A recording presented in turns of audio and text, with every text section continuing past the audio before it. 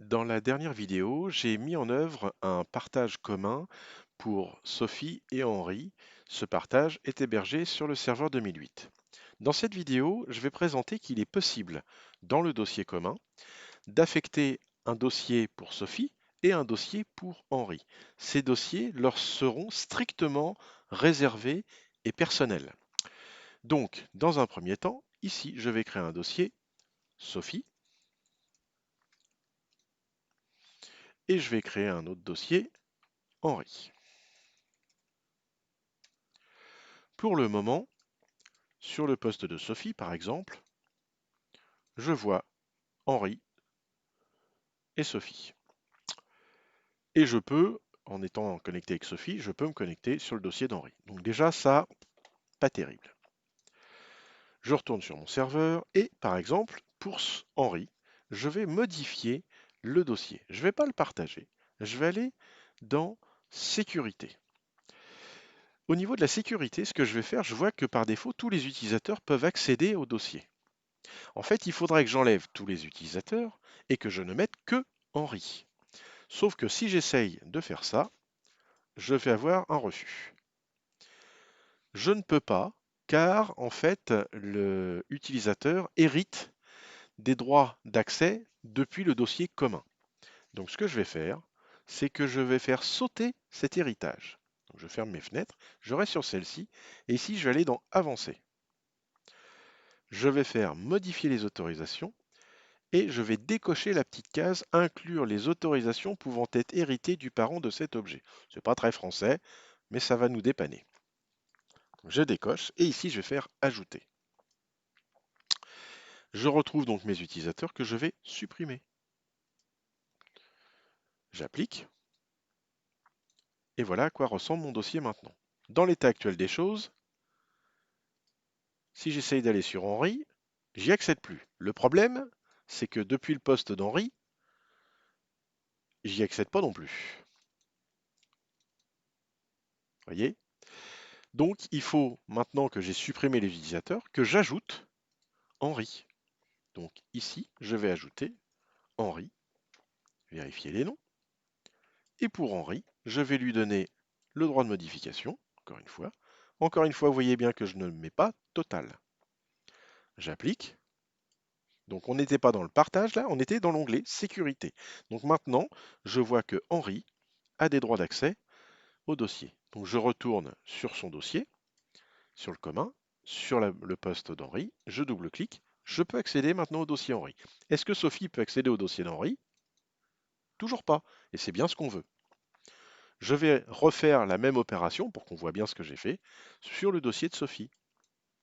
Donc Sophie, clic droit, propriété, onglet sécurité. Je retrouve à nouveau mon groupe utilisateur que je vais enlever en passant par le bouton avancer.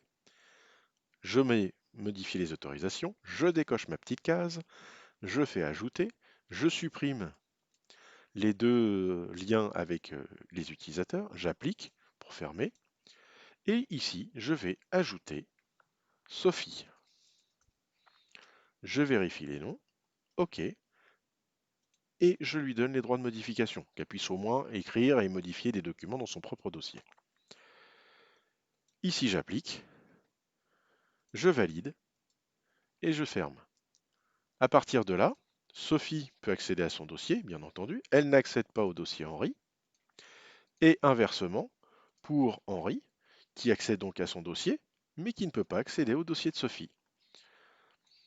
On va aller encore un tout petit peu plus loin pour faire les choses vraiment bien. Sur notre serveur, on a donc le dossier Sophie et le dossier Henri. L'inconvénient, c'est que quelque part, là, quand je suis avec le compte de Sophie, ça peut être tentant de se dire ah, si je pouvais y accéder. Vous savez, c'est le principe du lingot d'or dans la rue. Si on le voit, tout le monde va vouloir se jeter dessus. S'il est caché, personne ne le verra et il y a peu de chances qu'on essaye de l'attraper. Donc là, l'idée, ça va être de cacher pour Sophie le dossier Henri et pour Henri le dossier de Sophie. Ça va se faire sur notre serveur. Encore une fois, on va faire un clic droit sur l'ordinateur, puis on va aller dans Gérer.